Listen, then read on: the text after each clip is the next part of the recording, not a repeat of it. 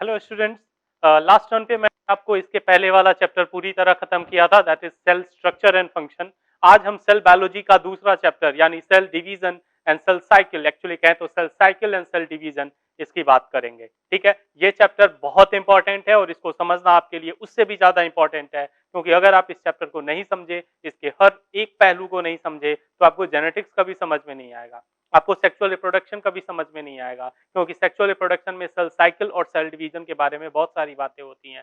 Genetics पूरी तरह cell cycle पे ही डिपेंडेंट है, रिप्रोडक्शन पे ही डिपेंडेंट है। तो आपको ध्यान रखना होगा कि इस चैप्टर को बिना समझे आपका काम बिल्कुल नहीं चलने वाला है। ठीक है, तो हम स्टार्ट करते हैं अपना चैप्टर। चैप्टर का नाम ही है cell cycle and cell division. तो सबसे पहला डिफरेंस, सबसे पहली बात यही आती है कि आखिर सेल साइकिल और सेल डिवीजन का डिफरेंस क्या है। क्या है सेल साइकिल और क्या है सेल डिवीजन, तो समझेंगे इस बात को। सेल साइकिल का मतलब क्या होता है कि जब कोई सेल बनती है, कैसे बनती है आपको पता है, रुडोल्फ विर्को ने कहा था कि every cell arises from pre existing cell. तो पहले से कोई सेल थी, उससे एक नई सेल बनी। ठीक है, और वो सेल जो बनी है ना, वो अपनी पूरी लाइफ जीती है। पूरी लाइफ मतलब क्या क्या, वो ग्रो करती है, अपने अंदर जितने भी डेवलपमेंट करने हैं वो करती है, और फाइनली कुछ ना कुछ उसका होता है, या तो वो डेथ हो जाती है, या फिर वो डिवाइड करता है, या फिर वो डिफरेंशिएट होके कोई ना कोई प्लांट ऑर्गन बना लेता है, कोई ना कोई मींस एक स्पेशलाइज्ड बॉडी बना लेता है। ठीक है, मैं कह रहा हूं कि जब वो सेल बना और फाइनली वो अपने किसी एक डेस्टिनेशन की तरफ गया, या तो वो फिर से डिवाइड किया, या तो फिर उसने एक डिफरेंशिएटेड ऑर्गन बना लिया, कोई भी एक पर्टिकुलर ऑर्गन बना दिया, डिफरेंस का फर्दर डिवाइड करना छोड़ दिया, या फिर उसकी डेथ हो गई, वो फाइनली अपनी लाइफ स्पॉन सर्वाइव करने के बाद उसकी डेथ हो गई। ये जितने भी इवेंट्स हो रहे हैं from the birth to the death of the cell, इस पूरे लाइफ साइकिल में जितने भी इवेंट्स हो रहे हैं, उन सबको कलेक्टिवली हम नाम देते हैं cell cycle. So what is cell cycle? It is all the events that in taking place, all the events that are taking place in the living, in the life cycle or in the life of a cell is called cell cycle. Okay, तो what is cell cycle clear हो रहा है। अब what is cell division?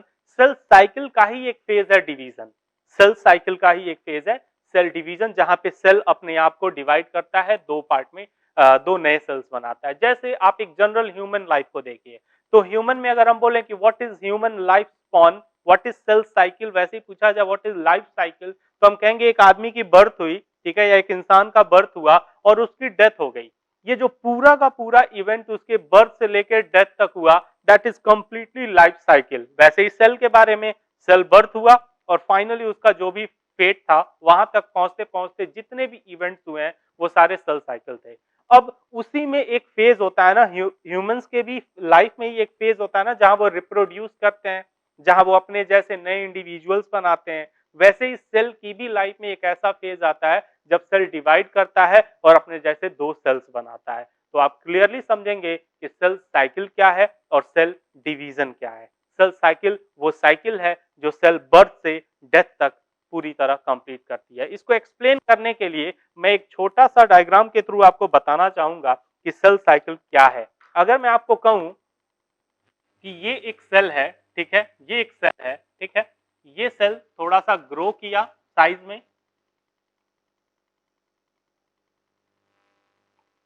Okay, फिर इसने थोड़ा और grow करा, ठीक है, और फाइनली ये डिवाइड हो गया दो सेल्स में, एक ये और एक ये। बात समझ में आ रही है? इस तरह से ये डिवाइड हो गया। तो जरा समझो, इसमें से डिवीजन तो यही है ना, यही है ना डिवीजन। तो क्या हुआ, ये पूरा हो गया सेल साइकिल, सेल की डिवीजन, ये पूरा हो गया सेल साइकिल, और ये स्टेप हो गया सेल डिवीजन। अब ये जो नई सेल बनी है, इसके पास क्या क्या ऑप्शंस हैं, मैं जो आपसे बता रहा था। इसके बाद पहला ऑप्शन ये है कि ये फर्दर डिवाइड करे, जैसा कि इस डायग्राम में हमने देखा, इस सेल को ये डिवाइड कर रहा है। दूसरा सेल क्या है कि ये क्या करे, ये डिफरेंशिएट हो जाए। दूसरा मैंने क्या बोला है कि ये डिफरेंशिएट हो जाए। और तीसरा है कि सेल की डेथ हो जाए। तीन ही तो ऑप्शन है इसके पास, या तो ये डिवाइड करता रहे, ऐसे सेल्स को हम बोलते हैं स्टेम सेल्स, जो लगातार डिवाइड करते रहे, डिफरेंशिएट हो जाए या फिर इनका डेथ हो जाए, यही सेल का फेट है, यही 3 काम कर सकता है। तो इसमें अगर आप इतने फेज को देखें, ये जो फेज है ये डिवीजन का फेज नहीं है, सिर्फ यही डिवीजन का फेज है, लेकिन इस पूरे साइकिल को हम बोलेंगे सेल साइकिल और इस फेज को बोलेंगे क्या, सेल डिवीजन। बात समझ में आ रही है? तो मुझे जहां तक लग रहा है आप लोगों को सेल साइकिल और सेल डिवीजन का डिफरेंस क्लियर हो गया होगा। अब हम अपना काम करते हैं जो हमें यहाँ पे बताना है।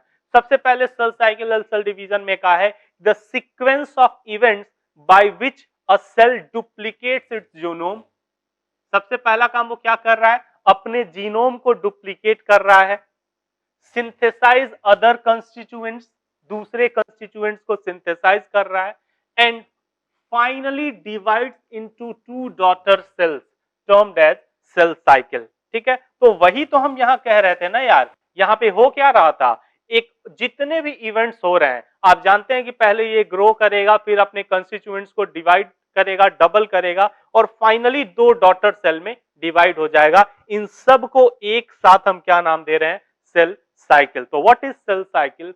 All the events that are taking place in the life of a cell which include duplication of its genome, ठीक है, synthesis of other cellular constituents, and the last very important, finally it divides into 2 daughter cell। इन सब को एक साथ हम क्या बोलते हैं, सेल साइकिल बोलते हैं। आगे देखते हैं सेल साइकिल में फेजेस कितनी तरह की होती हैं, कौन कौन सी फेजेस हैं सेल साइकिल में। तो आप यहां देखोगे तो आपको कहा गया है कि phases of the cell cycle है, इसमें क्या है, पहले तो कुछ टाइमिंग दी गई है कि एक यूकैरियोटिक सेल जो है ना वो 24 आवर में डिवाइड होती है, 24 आवर में डिवाइड होती है, मतलब उसका टोटल सेल साइकिल जो हुआ ना वो 24 आवर हुआ, उसमें वो सब कुछ डिप्लीकेट करेगा, सब कुछ सिंथेसाइज करेगा और फिर 2 सेल में डिवाइड हो जाएगा। अगर आप बैक्टीरिया की बात करें तो वो 20 मिनट्स है, अगर आप ईस्ट की बात करें तो वो 90 मिनट्स है। So this is the duration of the cell cycle of a eukaryotic, typical eukaryotic cell, a yeast cell and a bacterial cell. Bacteria माना जाता है हर 20 मिनट्स में डिवाइड हो जाता है। अब देखो ये जो 24 आवर हम ह्यूमंस के यूकैरियोटिक सेल के बारे में कह रहे हैं ना कि 24 आवर में ये डिवाइड होता है, एक्चुअली डिवीजन का जो ड्यूरेशन होता है वो सिर्फ 1 घंटा होता है, 1 आवर। बाकी 23 आवर किसका होगा, वो सिंथेसिस एंड बाकी चीजों का। तो the total cell cycle duration of the total cell cycle is 24 hour, but actually division occur just 1 hour, सिर्फ 1 ही घंटे में डिवीजन होता है और बाकी उसके पहले उसकी सारी प्रिपरेशंस होती हैं। आगे बढ़ते हैं। The time period for cell cycle varied from organism to organism, दिख भी रहा है हमें, यूकैरियोटिक सेल, बैक्टीरिया और ईस्ट में organism to organism cell cycle की ड्यूरेशन जो है वो वेरी कर रही है, and even cell type to cell type. ऐसा भी है कि एक सेल से दूसरे सेल की टाइप जो है ना उसमें भी डिफरेंस आएगा, एक सेल से दूसरे सेल की जो वेराइटीज ऑफ सेल है उसमें भी सेल साइकिल का ड्यूरेशन चेंज होता रहेगा। आगे बढ़ते हैं, कह रहे हैं अगर फेज की बात करें ना तो इट मेनली इन्वॉल्व 2 फेजेस। पहला, फर्स्ट इज इंटरफेज, ठीक है, और दूसरा जो होता है उसको डिवीजन फेज कहा जाता है। इंटरफेज और डिवीजन फेज मतलब जो सेल साइकिल आप पढ़ रहे हैं, जो सेल साइकिल आप पढ़ रहे हैं उसमें ये तो हो गया डिवीजन फेज, तो बाकी का ये बचा खुचा हुआ ये वाला क्या हो गया, फिर ये वाला क्या हो गया, ये हो गया इंटरफेज, ये हो गया इंटरफेज। बात समझ में आई? तो सेल साइकिल में 2 चीजें, इंटरफेज जिसमें सेल अपने जीनोम को डुप्लीकेट करता है, अपनी कंस्टिट्यूएंट्स को सिंथेसाइज करता है, अपने ऑर्गेनल्स को डबल करता है, अपनी साइज में इंक्रीज करता है, और दूसरा इंटरफेज जहां जाके वो डिवाइड हो जाता है। 2 ही फेज होते हैं। आगे बढ़ते हैं, देखते हैं क्या है। ओके, अब यहां देखो, ओके, तो इंटरफेज में क्या कह रहा है, the phase between 2 successive division phase, 2 successive division के बीच का जो फेज है उसी को हम इंटरफेज कह रहे हैं। मतलब एक सेल डिवाइड हुआ और जब वो अगली बार डिवाइड होगा उसके बीच में जितना भी फेज आएगा ना उसको हम इंटरफेज कहेंगे, ठीक है। तो the phase between 2 successive cell division is called interphase. हम क्या कह रहे हैं, in interphase the cell grow in size, अपनी साइज में ग्रो करेगा, अभी मैंने बोला था। Prepare itself for next division, अपने आप को ग्रो करेगा और अगले डिवीजन के लिए अपने आप को प्रिपेयर करेगा, कब, इंटरफेज में। आगे क्या कह रहा है, it is the most active phase of the cell cycle. Initially कहा जाता था कि इंटरफेज इज रेस्टिंग फेज, माना जाता था कि सेल यहाँ पे रेस्ट करती है, लेकिन बाद में देखा गया कि ये एक ऐसा फेज है ना जहां सेल अपने मेटाबॉलिकली हाईएस्ट लेवल पे होती है, क्योंकि उसे वो सारी प्रिपरेशंस करनी होती हैं जिससे जो इसकी जरूरत उसको सेल डिवीजन में है, और उस प्रिपरेशन के लिए उसको अपने आप को बहुत एक्टिव रखना पड़ता है। तो इंटरफेज में जो डिवीजन होता है, इंटरफेज में जो मेटाबॉलिज्म होता है वो बहुत ऊपर होता है, बहुत हाई होता है, सिर्फ इसलिए क्योंकि सेल अपने आप को प्रिपेयर कर रही होती है, बहुत सारा काम होता है उसके पास कि कुछ टाइम के बाद उसको डिवाइड करना है, तो अपनी सारी चीजों को लगातार सिंथेसाइज कर रही होती है। ठीक है, ओके, तो वही कह रहा है, it is the most active phase of the cell cycle, it last more than 95% of the duration of the cell cycle. क्या बोला था मैंने, 24 आवर की जो बात हो रही है ना, 24 आवर की जो सेल साइकिल है उसमें से 23 आवर सिर्फ इंटरफेज है, सिर्फ 1 घंटा है क्या डिवीजन का फेज, बाकी का 23 आवर्स क्या है, इंटरफेस है। वही बात यहां भी कही जा रही है कि it last more than 95 of duration, 90% से ज्यादा का ड्यूरेशन इंटरफेज का ही होता है, मतलब सेल अपनी प्रिपरेटरी फेज जो होती है वो बहुत लंबी रखती है instead of the division, division phase बहुत छोटा होता है। बात समझ में आ रही है, मतलब कि अगर हम इस डायग्राम की बात करें तो ये जो इंटरफेज है ये बहुत बड़ा होगा और बहुत छोटा होगा। अगला क्या है, हॉवर्ड एंड पेले, दो साइंटिस्ट थे हॉवर्ड एंड पेले, जिन्होंने इंटरफेज को 3 सब स्टेज में डिवाइड किया। इन्होंने कहा कि जो इंटरफेज है उसको 3 सब स्टेजेस में डिवाइड किया जा सकता है। तो पहली बात समझेंगे, सेल साइकिल को हमने 2 फेज में डिवाइड किया, interphase and what, M phase यानी डिवीजन फेज।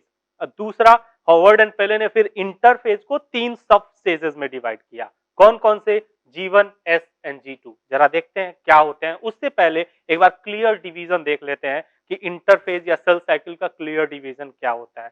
जरा इस डायग्राम को देखिए ध्यान से।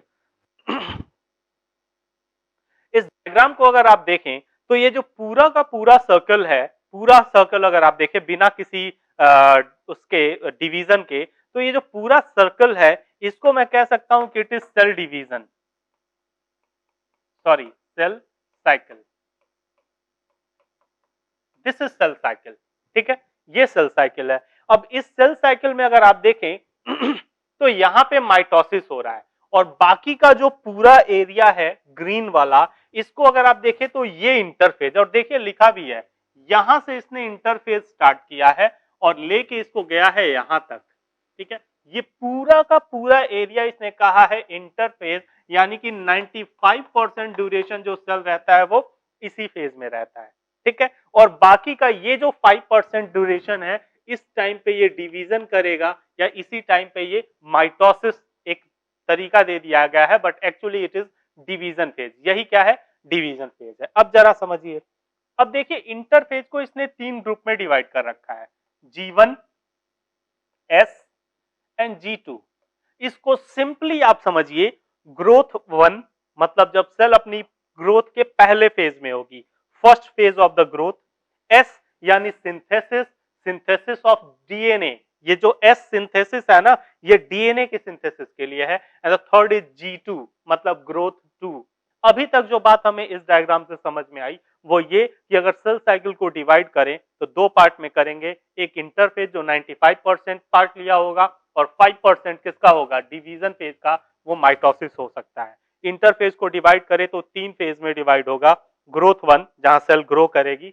समझो जरा ग्रोथ 1 कैसे है, जैसे ही माइटोसिस हुआ सेल G1 में पहुंच गई, ये देखो डिवीजन के तुरंत बाद वाला फेज क्या है, G1 है, तो डिवीजन के बाद तो सेल बहुत छोटा होगा ना, कोई भी बेबी जैसे ही बर्थ लेता है तो उसकी ग्रोथ ही तो पहले होती है, तो जैसे ही सेल बना वो ग्रोथ 1 में आया और उसकी ग्रोथ एकदम से होने लगी। ठीक है, फिर वो S फेज में आया, ग्रोथ से मूव करके S फेज में आया, और S फेज में आने के बाद वहां पे डीएनए का सिंथेसिस होने लगा, डीएनए की रेप्लिकेशन होने लगी। फिर वो G2 में गया कि डीएनए रेप्लिकेशन के बाद थोड़ा और ग्रोथ करे। ठीक है, और जब G2 पे भी उसने ग्रोथ कर लिया उसके बाद फिर वो माइटोसिस में चला गया, मतलब फिर डिवीजन में चला गया। ठीक है, तो ये पूरा सेल साइकिल पहले 2 फेज में और बाद में देखें तो 4 फेज में, क्योंकि पहले 2 फेज इंटरफेज और एम फेज और चार बाद के 4 फेज क्या हो गया, G1, S, G2 और लास्ट डिवीजन फेज। ठीक है, तो उम्मीद करता हूं कि इस डायग्राम से आपको सारी चीजें क्लियर हुई होंगी। माइटोसिस के फेजेस के बारे में हम लास्ट में देखेंगे बाद में कि कौन कौन से होती हैं। सेल साइकिल कब 2 और कब 4 फेज का कहा जाएगा ये बात आपको समझ में आ रही होगी। अगर जनरल बात करें तो सेल साइकिल के 2 फेज होते हैं, एक होता है इंटरफेज, एक होता है डिवीजन फेज। लेकिन थोड़ा और आगे जाएं तो हम सेल साइकिल के 4 फेजेस बोलेंगे, एक होगा G1, दूसरा होगा S, तीसरा होगा G2 और चौथा होगा डिवीजन फेज। क्लियर है, बात समझ में आ रही है? तो अब जरा आगे बढ़ते हैं और देखते हैं कैसे हॉवर्ड और पेले ने इंटरफेज को इन 3 ग्रुप्स में डिवाइड किया था और इन 3 ग्रुप में अलग अलग कौन कौन से काम होते हैं, कौन कौन सी चीजें बनती हैं, सेल क्या करता है, जरा देखते हैं। ठीक है, तो आगे बढ़ते हैं। तो हॉवर्ड और पेले ने जब डिवाइड किया इंटरफेज को 3 पार्ट में, तो उन्होंने सबसे पहले फेज को कहा G1 फेज और प्री डीएनए सिंथेसिस फेज या गैप 1 फेज, या अभी मैंने आपको बताया इसी को एक और नाम हम दे सकते हैं, दैट इज ग्रोथ 1 फेज। इसी को हम क्या नाम दे सकते हैं, ग्रोथ 1 फेज। इसको जरा देखो, इसको प्री डीएनए सिंथेटिक क्यों कह रहे हैं, क्योंकि अगर आप इस पिछले डायग्राम को देखें तो जो सिंथेसिस फेज है उससे ठीक पहले आया है, ये सिंथेसिस फेज से ठीक पहले आया है, तो इसको प्री डीएनए सिंथेटिक भी बोलते हैं और कुछ लोग तो इसको एक और नाम देते हैं post mitotic phase. Post mitotic phase. अब पोस्ट माइटोटिक फेज का मतलब क्या है, माइटोसिस के बाद वाला फेज।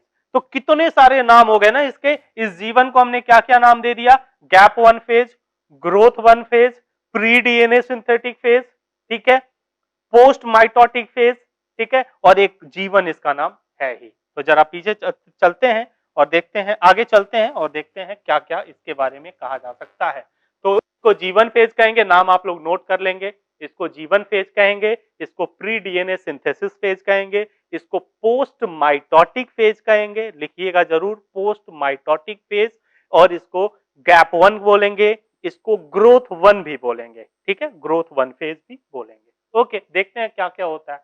कह रहा the interval between the mitosis and initiation of DNA replication. सही बात तो है, माइटोसिस कंप्लीट हुआ और डीएनए रेप्लिकेशन स्टार्ट हुआ, इसी के बीच के पार्ट को तो हम क्या बोलते हैं, जीवन फेज कह रहे हैं। तो the interval between the mitosis मतलब completion of mitosis and initiation of DNA replication is called growth 1 phase. आगे बढ़ते हैं। This phase the cell increase in size, cell अपनी साइज में इंक्रीज होती है, मैंने बताया अभी था कि सेल यहीं पे ग्रो करेगी, and also synthesize different kinds of RNA and protein. क्यों भैया, क्यों आरएनए और प्रोटीन इसको डिफरेंट टाइप का बनाना है, क्योंकि अगला फेज सेल का है सिंथेसिस का है, डीएनए सिंथेसिस का है।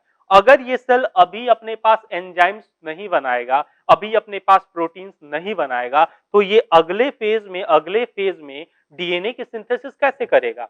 डीएनए के सिंथेसिस के लिए many kind of proteins and many kind of enzymes are required. So if the cell will not form proteins and enzyme in the G1 phase, then how will it perform DNA replication in S phase? That's why the cell have to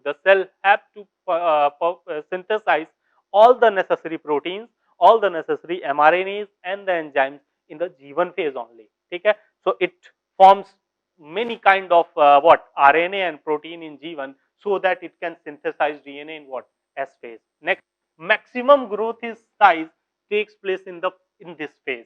अच्छा एक बात बताओ, जब कोई बच्चा जन्म लेता है, उस 5 साल की ग्रोथ या उस 10 साल की ग्रोथ और 10 साल के बाद वाली ग्रोथ, कौन सा ज्यादा प्रोमिनेंट ग्रोथ आपको दिख रहा है? इतना सा बच्चा इतने से बच्चे में कन्वर्ट हो जाता है, ये ज्यादा ग्रोथ है, या 5 फीट का लड़का 6 फीट में कन्वर्ट हो जाए वो बड़ा ग्रोथ है? वही तो G2 में हो रहा है। G2 में एक ऑलरेडी बड़ा हुआ बच्चा बड़े आदमी में कन्वर्ट हो जा रहा है, लेकिन जीवन क्या है, जस्ट आफ्टर बर्थ बेबी का डेवलपमेंट स्टार्ट हो रहा है। तो ज्यादा ग्रोथ हमेशा किसमें होगा, जस्ट आफ्टर बर्थ होगा। तो कहीं ना कहीं जीवन वही फेज है जहां सेल, जैसे सेल की बर्थ हुई है हमने उसको क्या कह दिया है कि सेल जीवन में है। तो जीवन में मैक्सिमम ग्रोथ होता है, ये बात समझेंगे। ठीक है, एक और पॉइंट मैं आपको यहां दे दूं, याद रखिएगा और नोट भी कर लीजिएगा।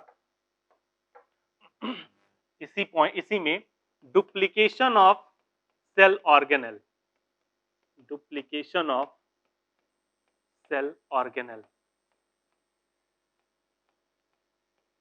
सेल ऑर्गेनेल्स का डुप्लीकेशन भी इसी फेज में स्टार्ट हो जाता है। मतलब सेल अपने नंबर इंक्रीज करने लगते हैं। मान लो एक माइटोकॉन्ड्रिया या 4 माइटोकॉन्ड्रिया, तो वो डिवाइड होकर बहुत सारे माइटोकॉन्ड्रिया बना लेते हैं। ठीक है, तो ये रहा क्या, जीवन। अब जरा एस फेज को देख लेते हैं कि एस फेज क्या है। अब एस फेज को आपने कहा है एस फेज और डीएनए सिंथेटिक फेज कह भी सकते हैं, क्योंकि यहीं पे डीएनए की सिंथेसिस हो रही है। ये जो सिंथेसिस फेज इसको कहा जाता है ना, एस फेज कहा जाता है, ये सिर्फ इसीलिए कहा जाता है क्योंकि इसमें डीएनए की सिंथेसिस होती है, दूसरा कोई लॉजिक नहीं है। इसको एस फेज कहे जाने का रीजन ही है क्योंकि यहाँ पे डीएनए की सिंथेसिस होती है, that's why this is S phase. आगे बढ़ते हैं, हम कह रहे हैं एस फेज में होता क्या है, replication of nuclear DNA. What is nuclear DNA, याद करो मैंने आपको माइटोकॉन्ड्रिया और क्लोरोप्लास्ट पढ़ाते टाइम भी डीएनए पढ़ाया है। मैंने mitochondrial DNA and chloroplast DNA भी पढ़ाया है। क्या वो न्यूक्लियर डीएनए है?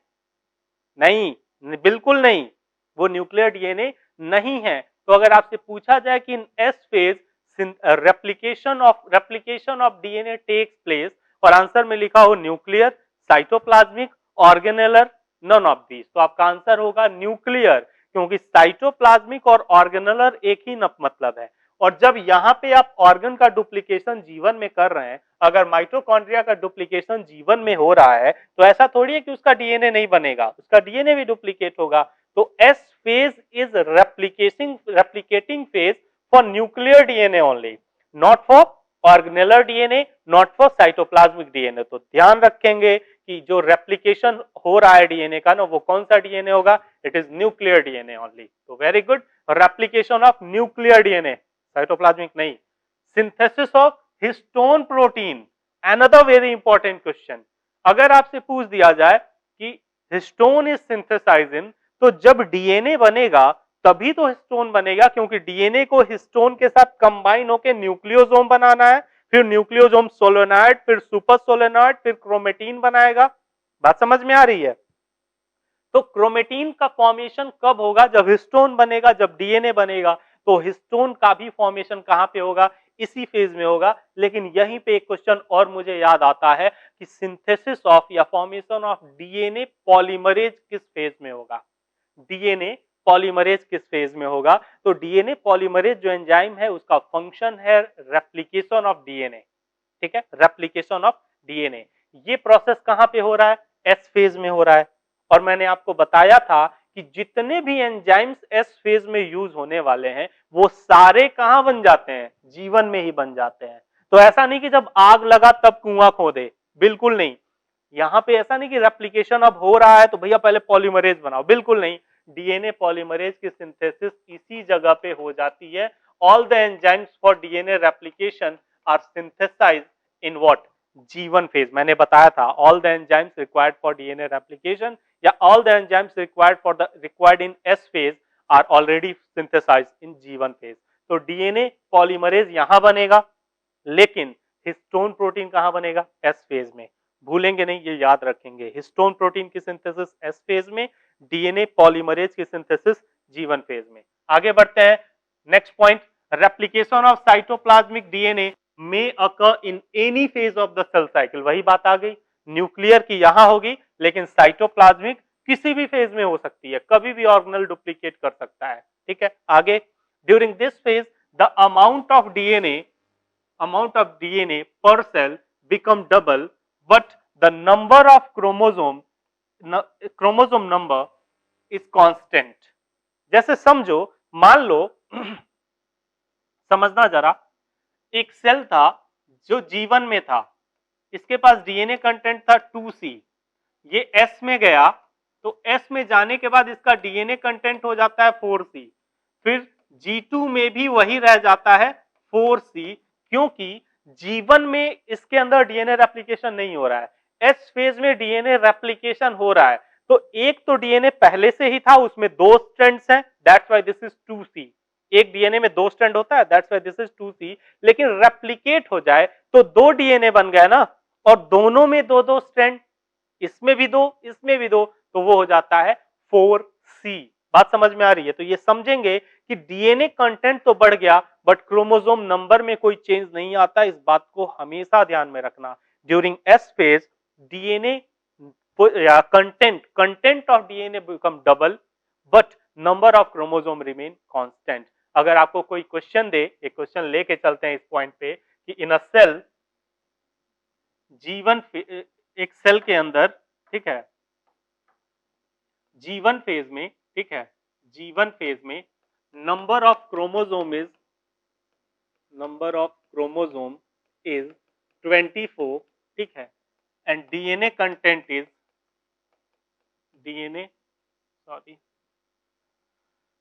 DNA content is 48 pg। What will be the number of chromosome and DNA content in G2 phase? यही क्वेश्चन है कि एक सेल G1 में जब है तो number of chromosome is 24 and DNA content is 48 pg। pg मतलब पिकोग्राम। अब आपसे पूछे what will be the number of chromosome and DNA content in G2।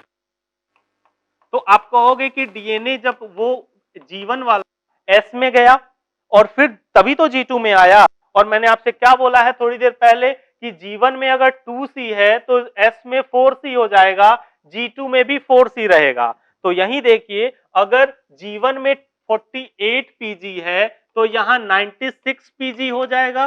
किसमें? यहां नहीं, कहां पे? G2 में 96 pg हो जाएगा।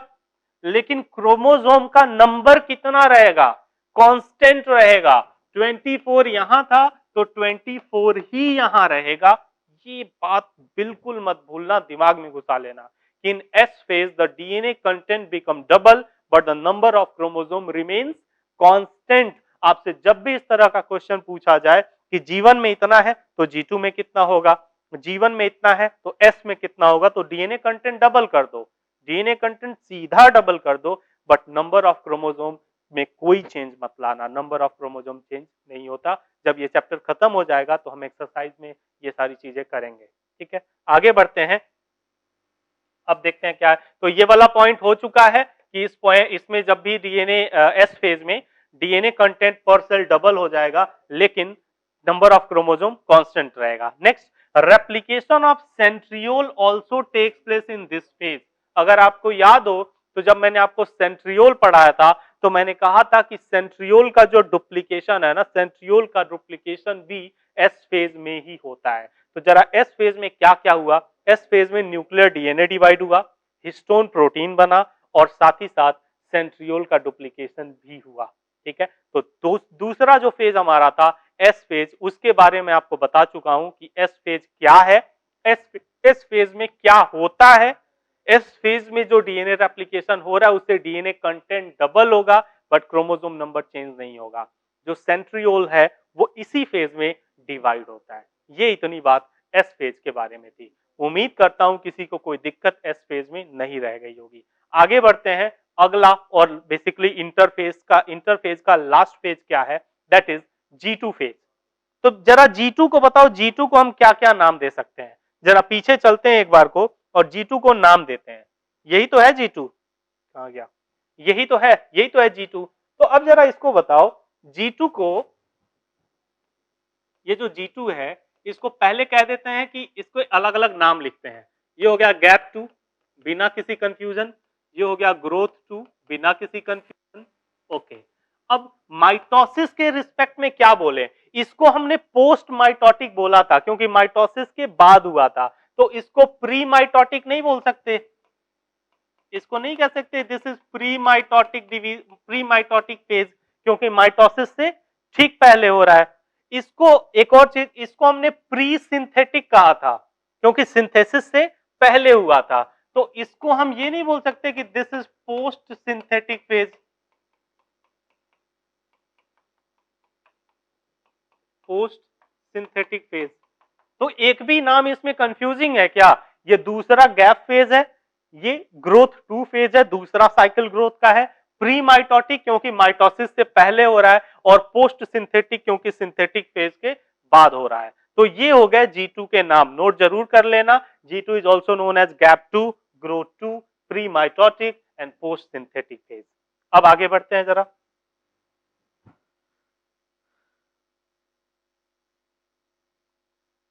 ये रहा, ठीक है, नहीं ये नहीं, ये पीछे वाला है। ओके, तो G2 में हमने कहा है कि this is G2 phase, post DNA synthetic phase, gap 2 phase, और एक और मैंने बताया था प्री माइटोटिक फेज, वो भी ऐड कर लेना। अब क्या कहा जा रहा है? अच्छा देखो, जीवन में सारे एंजाइम्स बना लिए रहते हैं। जैसे आपसे पूछा जाए कि the final preparation for DNA replication, the final preparation for DNA replication occurs in, तो आप आंसर दोगे G1 फेज। तो वैसे ही अगर मैं पूछूं कि the final preparation for division, division के लिए, या the final preparation for mitosis takes place in, तो आप नहीं बोलोगे कि G2 में होगा। जो भी फेज अगला होगा उसका प्रिपरेशन पिछले फेज में हो जाएगा, यही है ना। तो वही कहा जा रहा है कि the final preparation for M phase, M phase यानी डिवीजन फेज और mitosis occurs in this phase, होना भी चाहिए क्योंकि नेक्स्ट फेज वही है।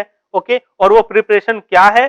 Synthesis of tubulin protein for spindle formation. आप जानते हैं कि इस क्रोमोसोम्स को खींचने के लिए, क्रोमोसोम्स को सेपरेट करने के लिए स्पिंडल फाइबर्स की रिक्वायरमेंट होती है, और वो स्पिंडल फाइबर बने रहते हैं माइक्रोट्यूब्यूल्स के, और वो माइक्रोट्यूब्यूल्स किसके बने थे? ट्यूबुलिन प्रोटीन के। तो फाइनल प्रिपरेशन में क्या सबसे पहला था कि इस ट्यूबुलिन प्रोटीन की सिंथेसिस करो, उससे स्पिंडल फाइबर बनाओ, ठीक है। और क्या क्या फाइनल प्रिपरेशन कर रहा था सेल? इसके बाद जो प्रिपरेशन करता था सेल, वो करता था कि growth of the cell, growth of the cell, एक तो ये चीज जो ग्रोथ सेल की थी, RNA and protein synthesis continues, continues मतलब ये पहले भी कहीं हो रहा है और अभी भी चल रहा है। तो याद करो जीवन फेज में, जीवन में सेल साइज में ग्रो कर रही थी, दैट इज ग्रोथ, और प्रोटीन बना रही थी, वो काम अभी भी कंटिन्यू है। लेकिन अगर रेट आपसे पूछा जाए कि जीवन या G2 किसमें ज्यादा होगा, तो आपको आंसर पता है, किसमें? जीवन में, क्योंकि बच्चा जन्म के बाद सबसे तेजी से बढ़ता है, बाद में नहीं, ठीक है। Next, after G2 phase the cell enters into M phase. जैसे ही सेल G2 कंप्लीट करती है, वो किसमें घुस जाएगी? वो घुस जाएगी M फेज में, यानी कि डिवीजन फेज में। और इस बात में कोई कंफ्यूजन होनी भी नहीं चाहिए, को पार करेगी, वो माइटोटिक फेज में घुस जाएगी। तो ये रहा इंटरफेज, और इंटरफेज के तीनों टॉपिक, इंटरफेज में जो 3 सब स्टेजेस हैं, G1, S और G2, उसकी डिटेल डिस्कशन। मुझे नहीं लगता कि इसमें अब आपको कोई तरह की दिक्कत होगी, और अगर होगी तो पूछो, बताएंगे, ठीक है। अब आगे बढ़ते हैं और जरा देखते हैं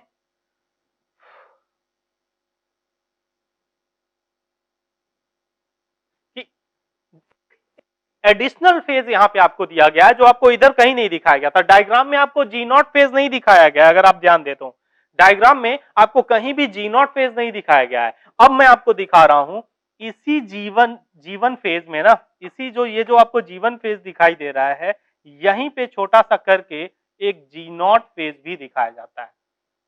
ये कौन से सेल हैं जो G0 में चले जाते हैं? मैं आपको बताऊं, ये वही सेल है जिसको आप कहते हैं कि ये एक ऑर्गन में डिफरेंशिएट हो गए। आप जानते हैं जब कोई सेल डिफरेंशिएट हो जाता है तो वो डिवाइड नहीं करता है।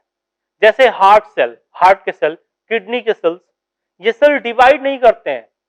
इसी वजह से एक बार अगर ये सेल्स डिजेनरेट हो गया ना, तो वो रिपेयर नहीं करते हैं। आप यहाँ पे एक इंजरी हो जाए, आपको इस जगह पे एक इंजरी हो जाए, वो रिपेयर कर लेता है अपने आप को। लेकिन हार्ट में कोई इंजरी हो जाए, रिपेयर नहीं करता, ट्रांसप्लांट कराना पड़ता है, नया किडनी, नया लीवर, नया हार्ट लगवाना पड़ता है। तो ये कंप्लीटली वो सेल्स हैं जो डिवाइड नहीं करते, वो डिवीजन से निकल चुके हैं, वो डिफरेंशिएट हो चुके हैं, वो अपने G0 फेज में होते हैं। और G0 फेज यही G1 और S के बीच में ही पाया जाता है। तो जरा देखते हैं आगे चल के G0 के बारे में और कौन कौन सी बातें हमें बताई जाने वाली हैं। तो सबसे पहली बात जो कही गई है जी नॉट में, वो समझिए क्या कहा गया है।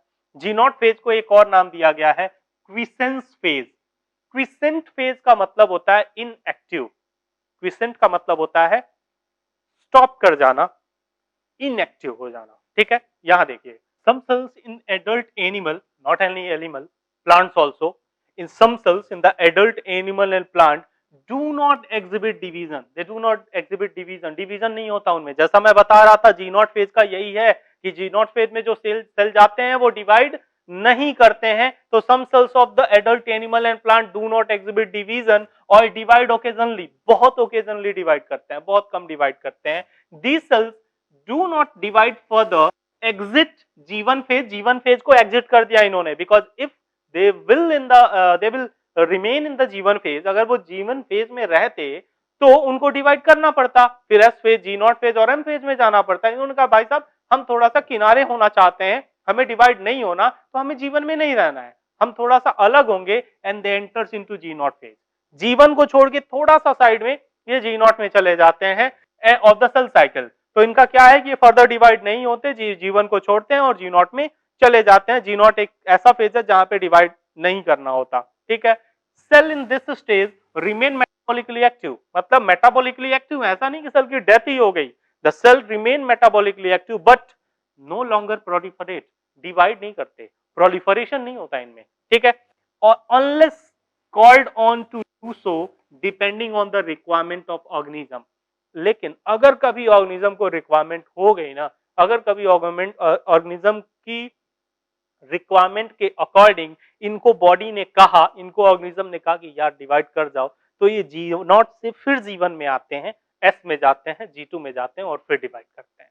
तो जी नॉट फेज एक स्पेशल केस है सेल साइकिल का, जहां सेल कुछ टाइम के लिए सस्पेंडेड चला जाता है, वो डिवाइड नहीं करता है, अपने आप को खाने पीने का अरेंजमेंट करता रहता है और अपना काम चलाता है, बट डिवाइड नहीं करता। लेकिन अगर ऑर्गेनिज्म उससे बोले, डिपेंडिंग अपॉन सिचुएशन, वो फिर जीवन में आता है, एस में जाता है, जी टू में जाता है और डिवाइड कर जाता है। तो ये डिपेंड करता है कि सिचुएशन की डिमांड क्या है, उस हिसाब से ये काम करता है। आगे बढ़ते हैं। हाँ, तो ये था साइकिल के इंटरफेस जिसमें जी1 एस जी2 और मैंने छोटा सा जी नॉट बताया। अब जरा रेगुलेशन ऑफ सेल साइकिल देखते हैं। क्या कोई सेल ऐसे ही जीवन से S S to G two और जी टू एम में मूव कर जाता है? क्या इसका कोई रेगुलेशन होता है या नहीं होता है? मैं उसी रेगुलेशन की बात कर रहा हूं, जरा ध्यान देंगे। रेगुलेशन ऑफ सेल साइकिल जो है कि कैसे सेल डिवाइड करेगा या सेल कैसे एक फेज से दूसरे फेज में मूव करेगा, ये कैसे होता है? तो कह रहा है decision of cell to divide occurs at G one phase. G one phase में इस बात का डिसीजन होता है कि ये सेल जी नॉट की तरफ जाएगी, जी नॉट की तरफ जाके डिवाइड करना बंद कर जाएगा, या ये सेल अपनी लाइफ स्पैन को सर्वाइव करके मर जाएगा, या फिर ये फिर से डिवाइड करेगा। ये बात कहां पे डिसाइड होता है? जीवन फेज में। कैसे? If a cell does not wants to divide, it enters into G naught phase. अभी हमने बात की, अगर उसे डिवाइड नहीं करना है, वो जी नॉट फेज में एंटर कर जाए। When conditions change, the cell enters back into G one phase. जब कंडीशन चेंज हुई, जब ऑर्गेनिज्म ने कहा कि नहीं डिवाइड करो, तो वो फिर से जीवन फेज में आता है। जीवन टू एस चेक पॉइंट। अब ये जीवन टू एस चेक पॉइंट क्या है? देखो, दो चेक पॉइंट्स होते हैं यहाँ पे, जरा यहां ध्यान देना।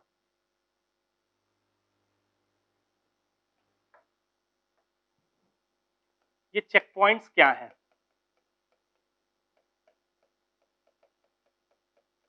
चेक पॉइंट्स वो बैरियर है, आप कह सकते हैं वो जगह है जहां किसी सेल साइकिल को रोका जाता है, चेक किया जाता है और फिर आगे बढ़ने को बोला जाता है। अदरवाइज सेल अगर ऐसे ही डिवाइड करता रहा, ऐसे ही डिवाइड करता रहा, तो एरर के चांसेस हैं। जैसे मान लो कोई सेल बिना डीएनए पॉलीमरेज सिंथेसाइज किए एस फेज में मूव कर जाए, तो क्या सिंथेसिस होगा? नहीं होगा, प्रॉब्लम्स क्रिएट होंगी। तो बॉडी ऐसा नहीं चाहता। बॉडी चाहता है कोई सेल तभी एस में एंटर करे, तभी एस में एंटर करे जब उसने सारी तैयारियां कर ली हो।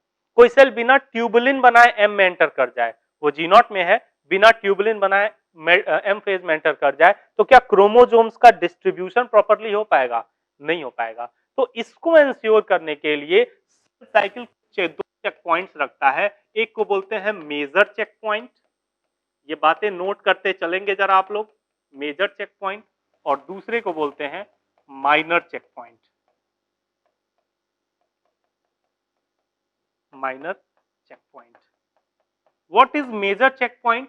तो इसको बोलते हैं G1 to S checkpoint. G1 to S checkpoint जो होता है ना, जब कोई सेल G1 से S में एंटर करता है तो वहां पे उसको चेक किया जाता है, उस चेक पॉइंट को हम मेजर चेक पॉइंट बोलते हैं। और दूसरा minor checkpoint that is G2 to M checkpoint, इसको हम माइनर चेक पॉइंट कर रहे हैं जब सेल G2 से M में मूव करता है।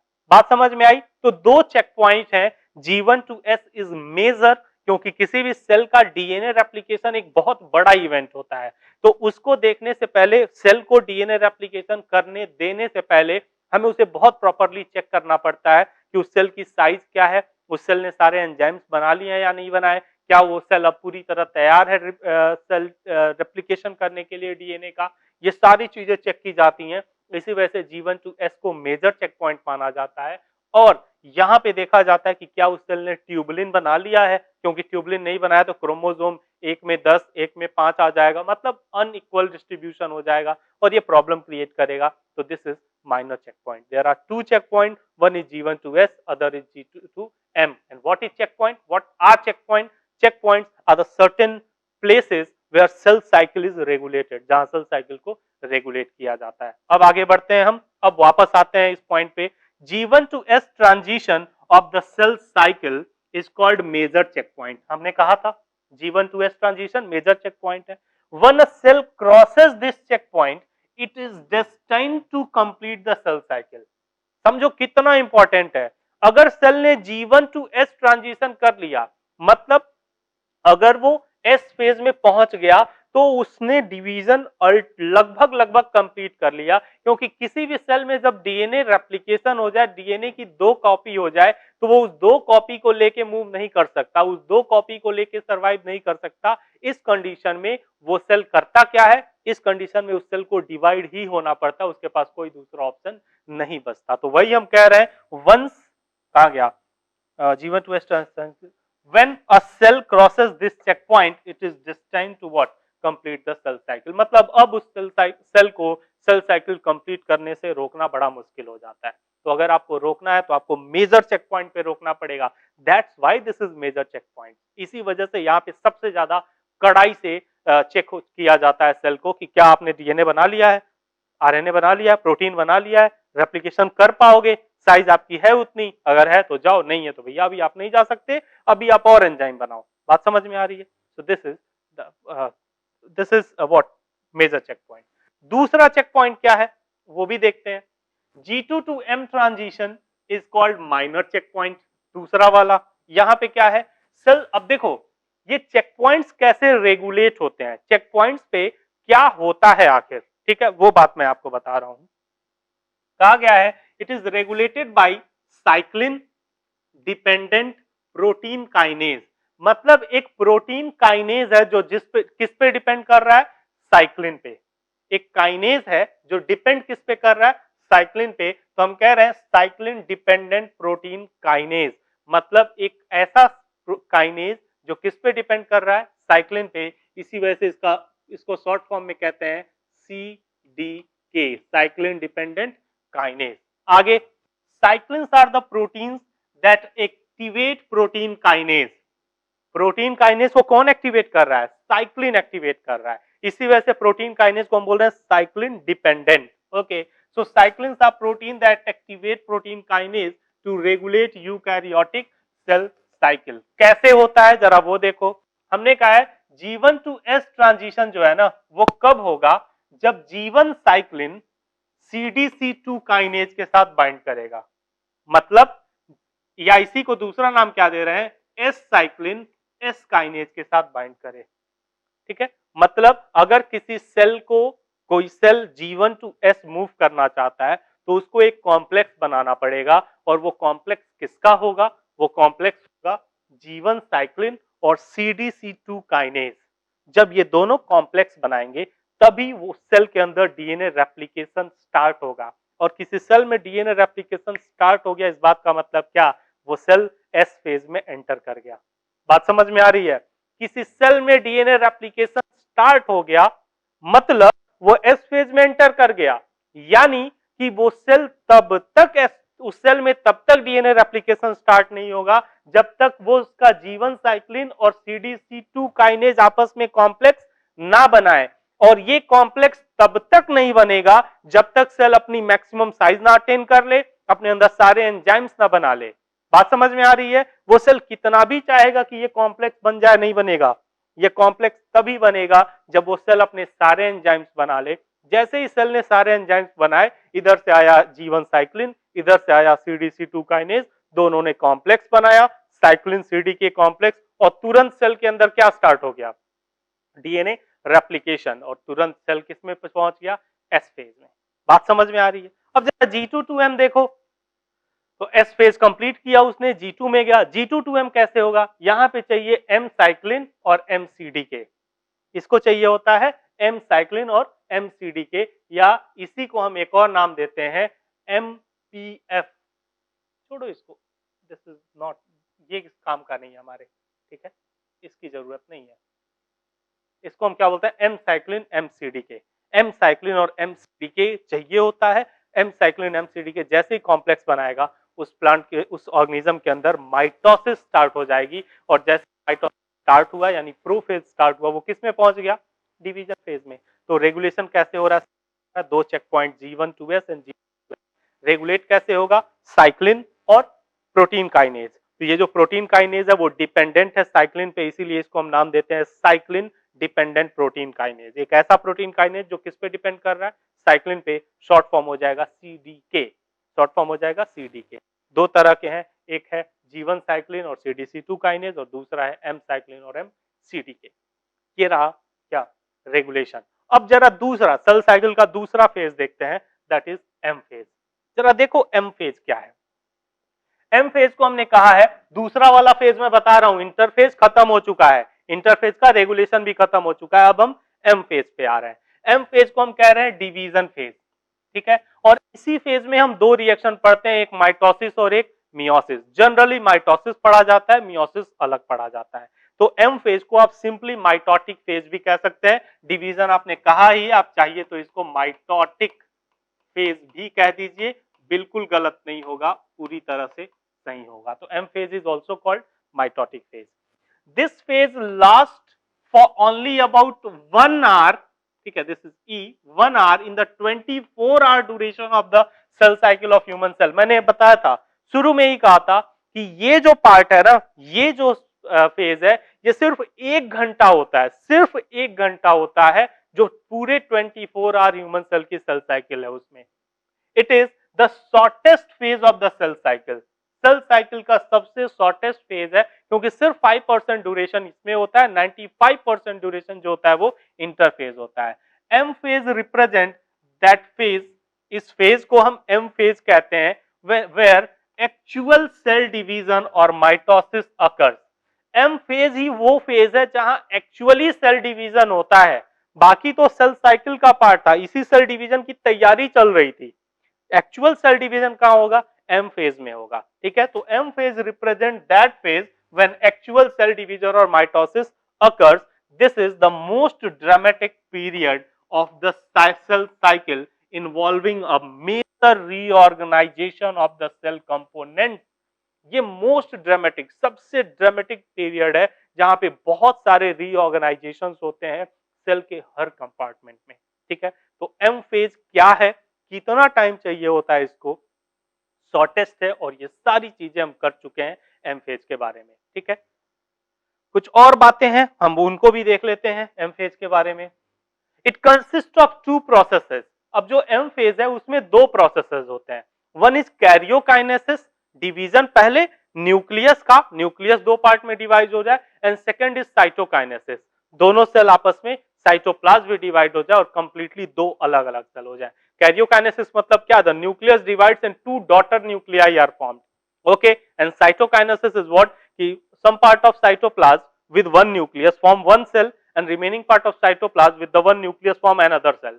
तो 2 डॉटर सेल का बनना is cytokinesis, and 2 daughter nuclei का बनना is karyokinesis.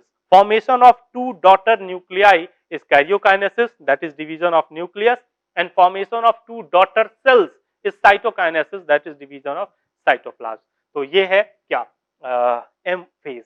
So this is all about the cell cycle or the phases of cell cycle. अब इस सेल साइकिल के जो M फेज हैं इसमें दो चीजें हमें पढ़नी है, one is mitosis, other is meiosis. तो अगले टर्न पे मैं आपको माइटोसिस के बारे में पढ़ाऊंगा.